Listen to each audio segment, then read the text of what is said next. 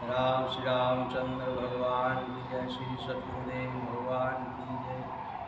अति आनंद अनुभवुं છું કે ગોધરાની ભૂમિ ઉપર રામજીના મંદિરે છગનપુર મુકામે શ્રી મનોજભાઈ શાસ્ત્રી વ્યાસજી દ્વારા એમના મુખારવિંદથી વ્યાસપીઠ પર બિરાજમાન થઈને સૌ ભક્તોને શ્રીમદ ભાગવત જ્ઞાન યજ્ઞના રસપાન કરાવી રહ્યા છે.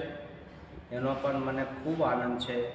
એમની રસીલી વાણી, એમની મૃદુ વાણી અને ત્યાગમય વૃત્તિથી જે કથા કરે છે એ હૃદય સ્પર્શી રહ્યો છે. તારીખ 25/12થી શરૂ થયું, પ્રારંભ થયો અને 31 તારીખના દિવસે કથા વિરામ લેશે. અને અત્યાર સુધી જે આનંદ આવ્યો છે એમના માટે પણ કોઈ શબ્દ નથી. અને અહીંયા સંતો પણ આવીને આમ તો આશીર્વાદ આપવાનું ના હોય પણ એમની હરખથી જ્યારે વાણી પણ નીકળે છે તે જ કહે છે કે મનોજભાઈ શાસ્ત્રીજીના કથા કરવાની જેની શૈલી છે, એની વાણી વિલાસની જે શૈલી છે બહુ પ્રશંસનીય છે અને બધા પ્રશંસા કરે છે. ભગવાન હંમેશા એમની એવી શક્તિ, એમની બુદ્ધિ, એમની સામર્થ્યતા, એમની સક્ષમતા અને ભક્તિ પ્રત્યે, ધર્મ પ્રત્યે હંમેશા જીવન એમનો જીવવાનો શક્તિ ઈશ્વર આપે. શ્રીમદ ભાગવત મહાપુરાણનો જે મહિમા છે એનો સમજાવવાનું જે એમની જે વિકલ્પ જે બહુ સરસ છે અને બહુ સરસ રીતે રસપાન કરાવી રહ્યા છે.